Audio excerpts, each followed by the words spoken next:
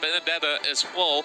This is definitely going to be a really good sort of way for them to actually get in and out of the fight as well. So I would really wonder on how that lane going to be played out in that sort of sense. Is it going to be that Khalid versus this Benedetta that will possibly be holding in towards the early game? And with that, do you actually favor the Benedetta or perhaps the Khalid? That's the thing, is the Khalid can go forever, but the Benedetta has just on a higher uptime. Like without Rampaging Sandstorm, Stu is just better off staying in his lane, right? But Benedetta can just call it quits. Curtizi can just call it and say, you know what, I'm done here, like I'm not gaining anything from you. This lane is effectively dead, so I'm gonna go ahead and visit mid. Let's see what Hajizi's up to. So I think that's what's gonna happen. But right now, going into the second phase of banning, we're waiting on Todak. What else is missing from Omega Esports? They need a mid laner, and there's one taken out, Luoyi. Oh man, Luoyi definitely is going to be pretty much of a disruption, especially when you could just teleport away with the ultimate in that sort of sense. So with that being removed, they definitely would have actually have less of worries. But Link being banned away is definitely going to be a really interesting ban, because Omega Esports, do correct me if I'm wrong, but they do use Link for themselves too. But if they were to be getting that Link for themselves, it will be pretty much of a greedy pick, knowing that Todak now does have the party. Yep. And I think there will be no room for the Ling, given that Yusun Shin is already here, unless this is a side lane Yusun Shin. Gold lane Yusun Shin is not unheard of, not impossible, but I think that it is a little too tight. It is a little too tight. Yeah. So yeah, they take out the link themselves, while on the other hand, last ban for Todak is going to be the Farsa. I think they are just on a one-track mind right now. Yelly Haze, you're not going to get any of these good mid-heroes. Yeah, I definitely think that Farsa is a very safe way to go for Todak. They have already have a very clear mind of what they want. They want to force them in towards the corner or just going for pickups. You can see every single one of the heroes that Todak has picked right here is capable of a very easy dive. So they can all move in together, have that sort of mobility to just get back out as well.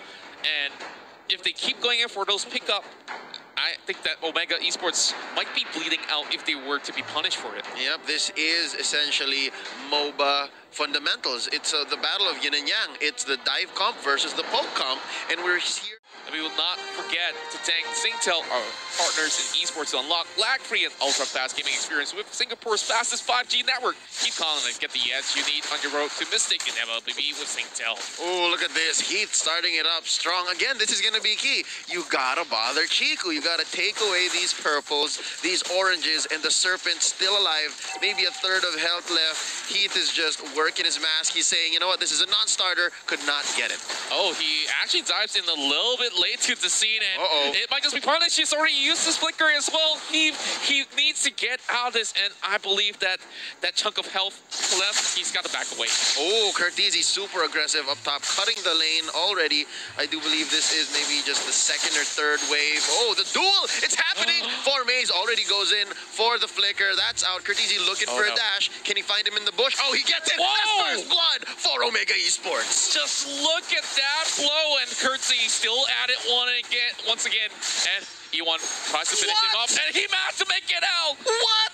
Absolutely insane. Omega Esports not only got the first blood, but he makes it out alive. With relative impunity. Not the team, but the fact that he was not punished at all. That was a big three-man rotation sent in by Todak, and in mid, that's going to be Moon being hit by the Mountain Shocker. Survives with just a sliver of health as well.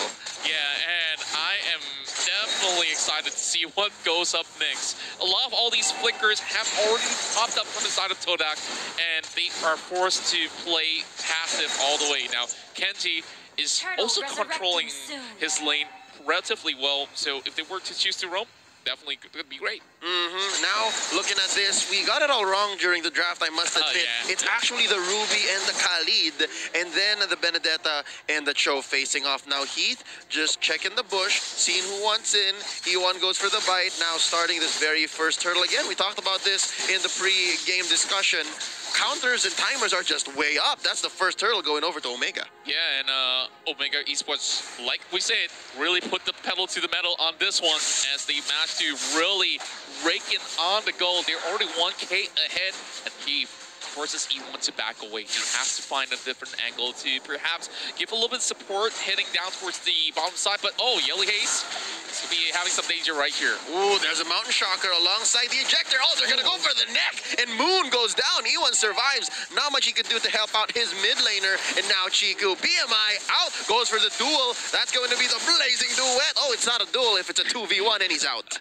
Yeah, he knows he's got no business there being a 2v1, and all he can do is just get as much of those creeps as possible. And now Kenji possibly will be just, you know, doing what he can just to sustain, and Stu will just be quite an annoyance to deal with. Yeah, Contra, let me make a quick prediction here, and let's say, hold up before that, nice ejector, 3-man rotation, not much Stu could have done. I was gonna say, if that didn't happen, and these two side laners here, top and bottom, just continue doing what they did, it would be a slow crawl win for Omega. It's because they're winning these side lanes, right? But then Heath comes in with the massive rotation. Indeed, and you just see that Todak haven't seemed to find a way to respond to this at all. This is not what they're used to in the early game, and it's really costing them a lot. Now, you can see 3-0, but all you have to do is just to hold on and eventually look for that mid-game fight. But oh, Wave Dragon in towards the mid side. As you can see, Moon dies in as well. Yeah, Lee Hayes gets caught out, and it's gonna be Eve. They'll be forcing the flicker out of 4 maze, and he finally pops that away.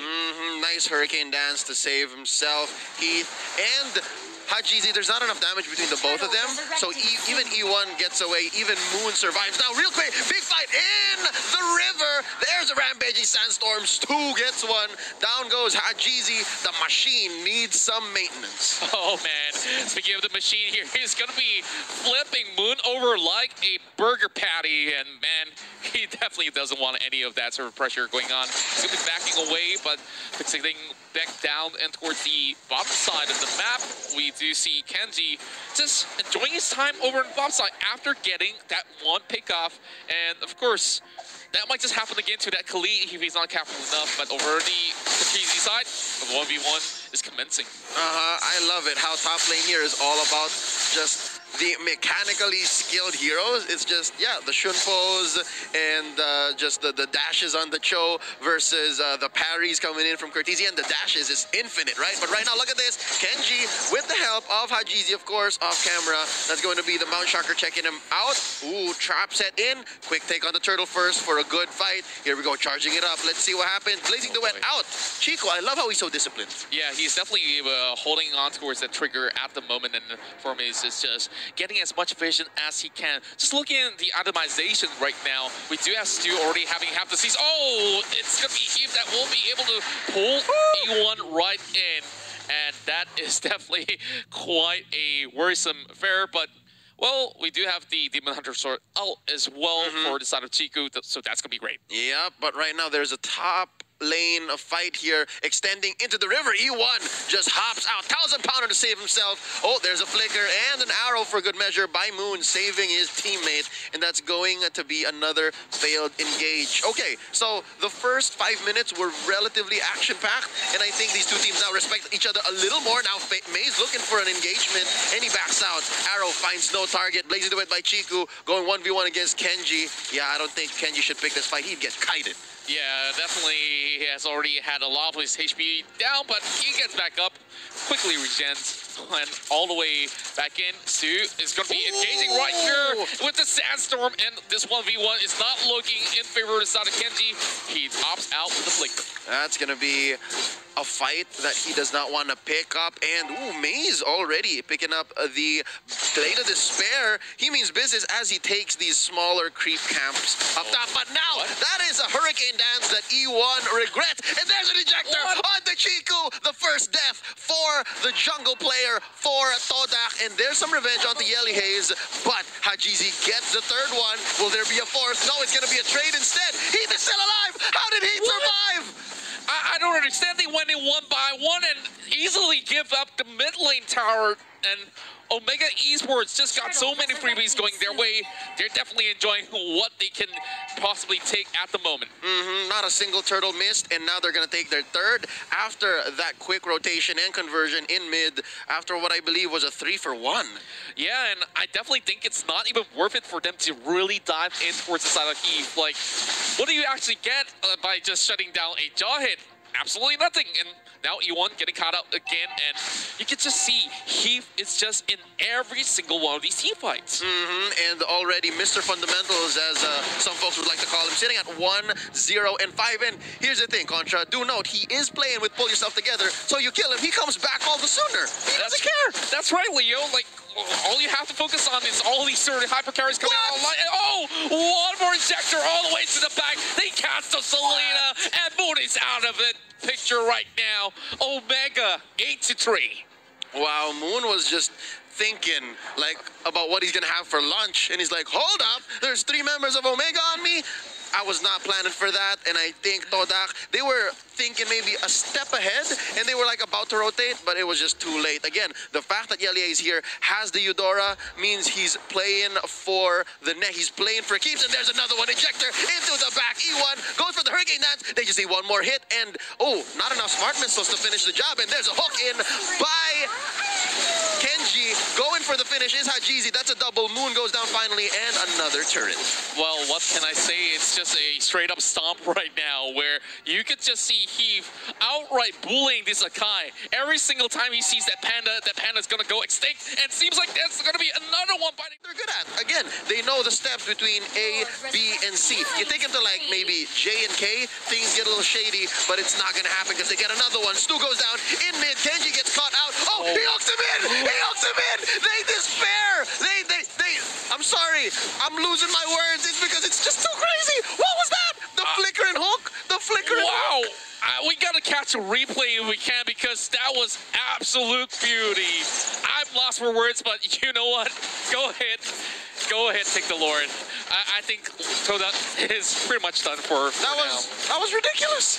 That was what, 3 people underneath the turret. He goes for the hook, flickers away, feeds Chico and the rest into the rest of Omega Esports. That's the wrong team, but you know what I'm saying? Like these stickers, yeah, they're in other groups, but wow, Omega Esports sitting at 14-3.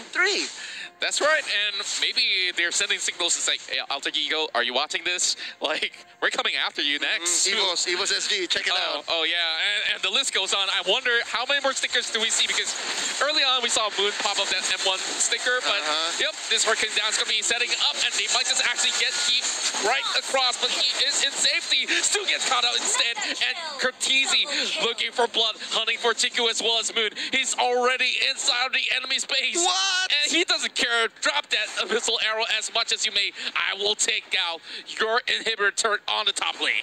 He caught it with much gusto. He's like, I'll take it. Don't give it to Hajizi. I'll take it. Now Chico running for his life in his own base. This is not a good spot to be if you are Todak. And it looks like they're just focusing on the base right now. Ladies and gentlemen, it's just 11 minutes and 15 seconds in. Mid lane gonna be as well. The next target, another ejector onto E1. And ladies and gentlemen, it's just a matter of time. That's gonna be game 1 going over to Omega Esports. Now the Philippines will top the groups at the moment. Omega really represented it well, with them hungry for the first win. And the champions of MYSG will suffer a first round defeat. But hey, all's not over just yet, because this is just 1 out of 3 games in this best of 3 format. So we still got perhaps 2 more to go. Yep. This is, what, a 12-minute game? Maybe even under. And